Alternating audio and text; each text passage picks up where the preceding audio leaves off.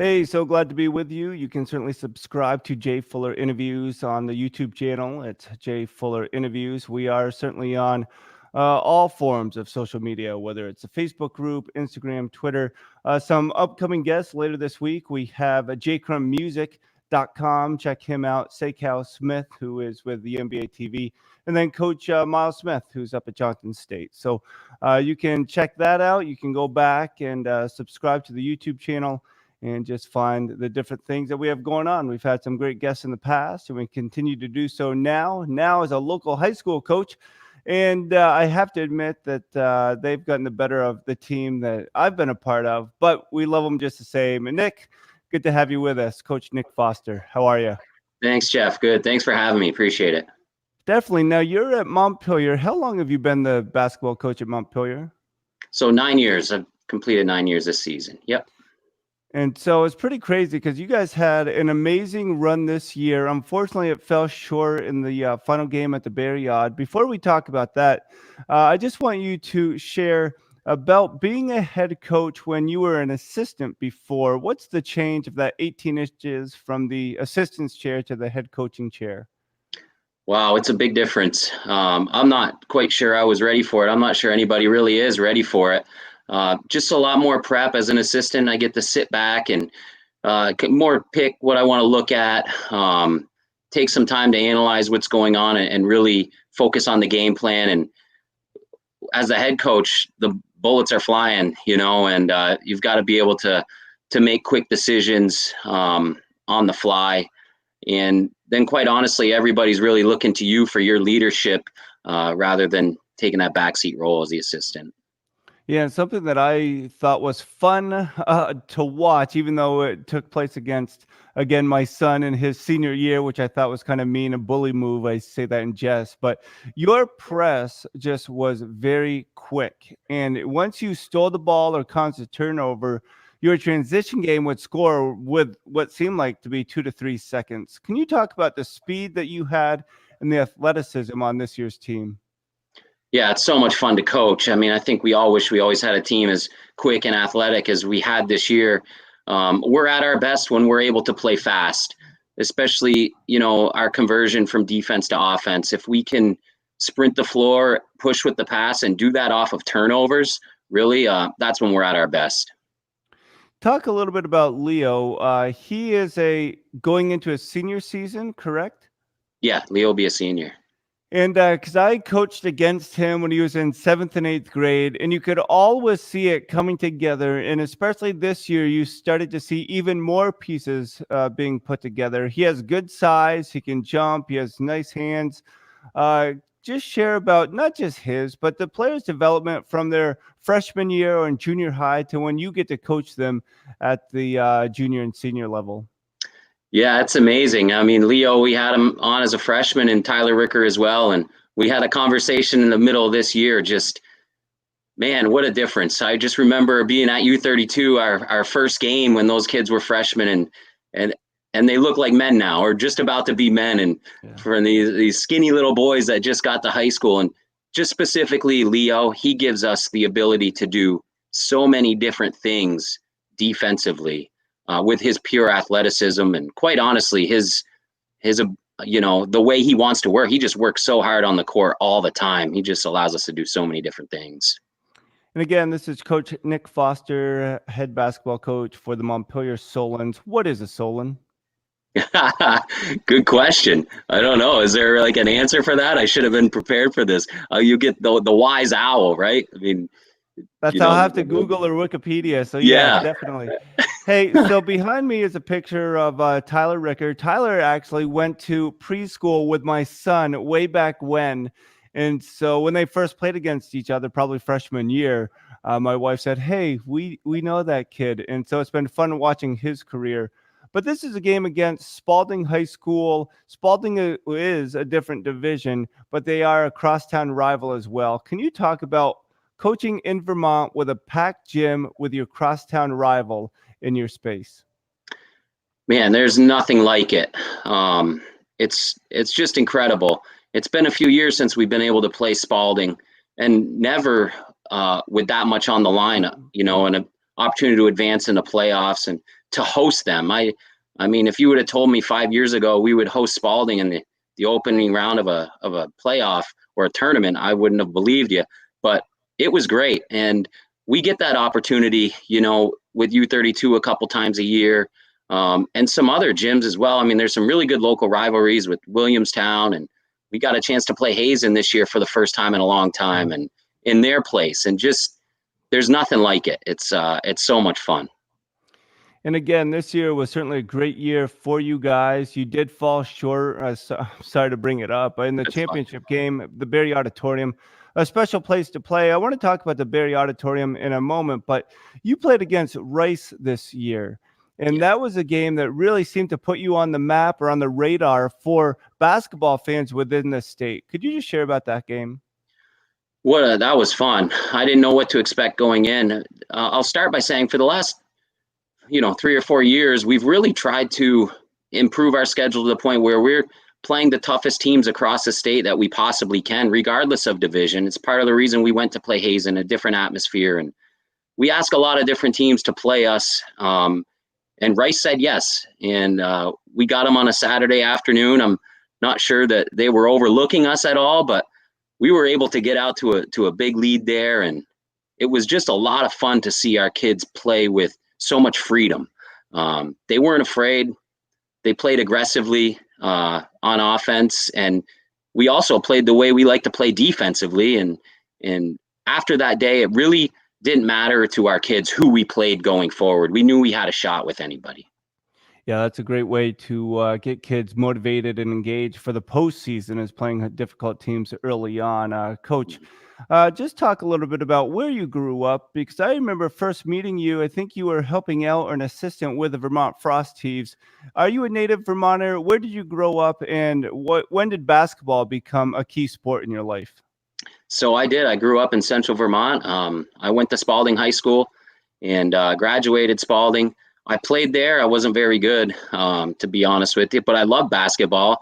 I can tell you I wasn't very good because I didn't work nearly as hard as the kids do these days. I just played basketball.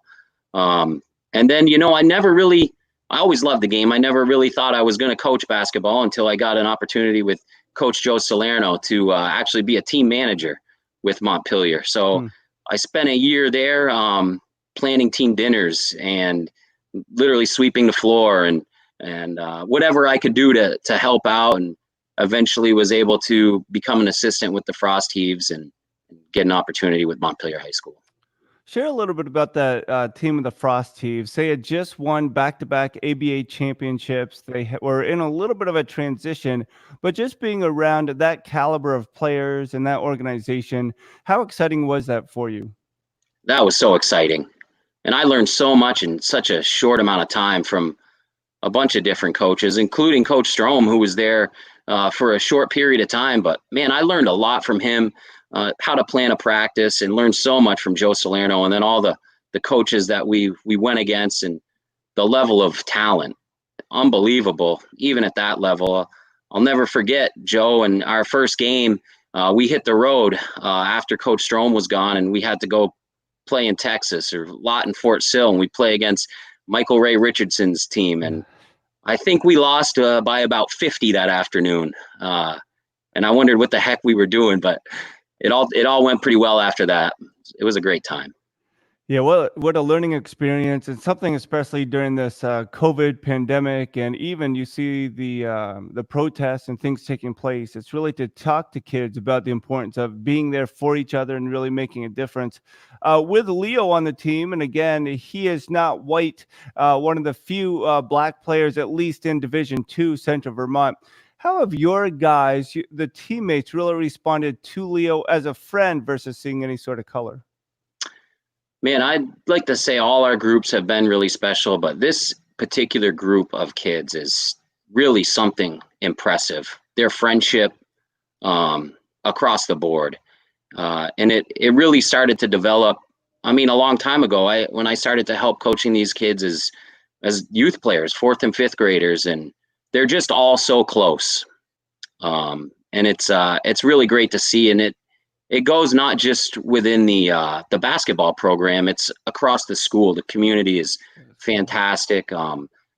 from the soccer program to the baseball program, and then just throughout the community. Montpelier is just a beautiful place to be able to coach with, very good administration, people. It's just a great place to be. And you were fortunate enough, the boys were, to play the championship games at the Odd this year. The girls missed out just due to the pandemic by 3 days, I think it was. But can you just talk about the experience of being at the Odd? Did you ever get to play there as a player when you were at Spalding? I didn't get to play there as a player. We had transitioned to the high school by the time I was at the varsity level, but we had played some JV stuff there before that. But I grew up, my grandparents took me to every game at the Barrie Auditorium. They'd come pick me up. We'd go to the Wayside and go to the auditorium and watch all the games. And it was great, but it was something to be on the other side of the floor. And what a phenomenal experience. Everything they tell you about is true, waiting in the kitchen to take the floor, being in the locker room, under the floor, listening to the team play above you, the experience of the team before. If they win that game, it felt great that the team that played before us won, and it was just like a great emotion watching them come into the locker room as we're getting out ready to play. And then just the amount of people and how loud it is and ear piercing. And I learned a lot. Going against Coach Prenevos on that Saturday afternoon, and he was much more prepared for the level of noise than I was. I know that. Well, I remember, I think it's the USA Today a few years ago ranked the Barrie Auditorium one of the top 10 high school venues for playoff basketball. And one of the first experiences I had as a fan going there, it was just overwhelming, the noise. And I think for the first 3 minutes of the game, people were sitting down. Then for the rest of the game, they were just standing up, cheering, going crazy. We were in the student section, and it was certainly funny how Coach Tommy Young for Harwood, the girls program this year, had colors ready to hold up because he knew the noise would be so loud that you couldn't hear just the normal signals. When you look back at this season, what are going to be the fondest memories? I know you had some key seniors that you lost to graduation, but when you look back at this year, what do you remember? Wow. Really just the journey. It was a great season. I think we just appreciated every moment we have. The one thing that I love about this group, and most of our groups have been this way, they probably wouldn't tell you this, but they love to practice. And one of my favorite things to do as a coach, and I think a lot of coaches are the same way, I love to plan a practice, and I just love to practice and make those as competitive as possible. And when you enjoy going to practice every single day and planning for your upcoming opponent, just getting better, it makes that what can be a long season so much more fun. And we played some great opponents, and we played in some interesting buildings, and got to play in Central Vermont for all 4 playoff games. I mean, you can't beat that. It was just a lot of fun. And again, just seeing our boys grow up. We've been young for a long time, and some of these young boys are really growing into men, really special young men. And Coach Nick Foster, Montpelier High School, you have some good younger players coming up for next year. But with losing the AAU season because of the pandemic, how do you think that will affect your program? It will a little bit. Our kids work hard. We're pretty involved, and we've used AAU really as an opportunity to build our program. We keep it as local as we can. Some of our guys go play in other places, and that's completely fine. We encourage them to do so, but it's something that I've loved to do while I could coach the younger group of kids. And they're kind of getting a little bit older. So I think we'll miss it a little bit as a coach and as a staff. I think it's really our opportunity to kind of practice and start to put into motion what we want to do next year and see how it works, see how we can implement it at practice and how it works on the floor. And so we're going to miss some of that, especially with summer league as well. So, Coach, talk to me a little bit about your staff. How important is it to have coaches that you're on the same page with, but that disagree enough just to make you better? That's the most important thing.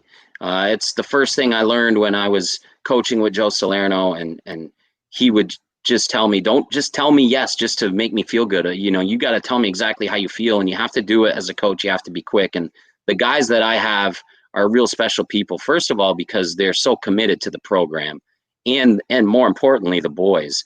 But they're not afraid to tell me what they're thinking, and they'll do it on the spot. And sometimes it's it almost seems confrontational because the live bullets are flying. You're in the heat of the moment, but at the end of the day, I appreciate it so much because they're making me think. I love it. Now, a big question that goes around, or at least that I bring up and talk to different coaches, especially the high school level, is the importance of weight training. And I know that it's become more of a thing. And I think junior, seniors, it's great. I think body weight stuff, even at junior high level, is fine.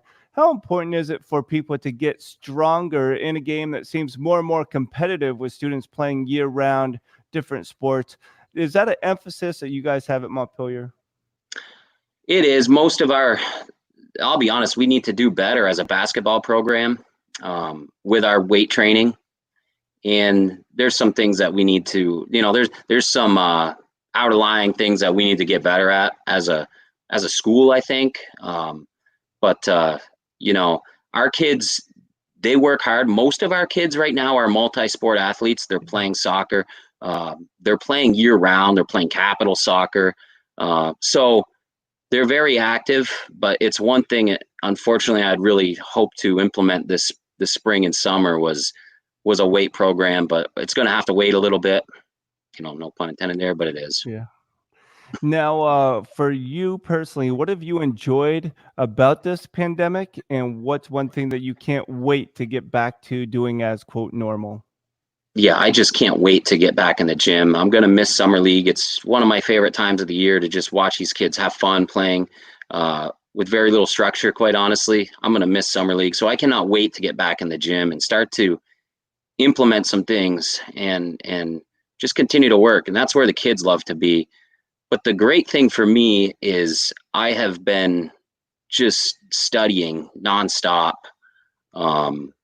networking with coaches all across the country, all different levels, reading, listen to podcasts. It's probably information overload, but I'm just doing as much as I can to prepare us and be ready for the next season. And then the final question for you, Coach Nick Foster. Thanks again for waking up relatively early and making some time. But that's simply, when your players, or if your players watch this after, what's one thing that you would like to tell them to be working on this summer? Yeah, just stay active. I mean, they're going to play basketball. I wouldn't have to tell them to play basketball. One thing to do, that's a good question. I would say stay as close to one another as they possibly can. I think just maintaining those relationships, and it's hard to see each other. So we just need to continue to stay a strong unit, become stronger, and just work on when they're playing, work on what they know, work on loving the game more than they do now. Yeah, that's great advice. And you can always develop more love, especially when you're working with that common ground community. Nothing like being on a team, having those teammates and celebrating those seniors. Hey, Coach, thanks again for making the time, and we'll see you soon. So take care. Enjoy this warm weather. Thanks, Jeff. Appreciate it. And again, that's Coach Nick Foster. Make some time for us. I trust you enjoyed that interview. You can certainly find more at Jay Fuller Interviews on YouTube, the Facebook group, Instagram, and Twitter. Certainly share if there's an interview that you enjoyed that you just want to share with the younger player of these local coaches, of what they're looking for, what they're motivated to do. We just encourage you to do that. A couple great interviews coming up. jcrummusic.com. Check him out before the interview or after. Sekou Smith, who works with NBA TVs, joining tomorrow, and Coach Miles Smith, who's a head coach at Johnson State, is going to be on later this week. So we look forward to a great time together. We look forward to sharing during this pandemic where we can't necessarily be together, but we can certainly learn from one another. Anyway, we'll talk to you soon. I'm out.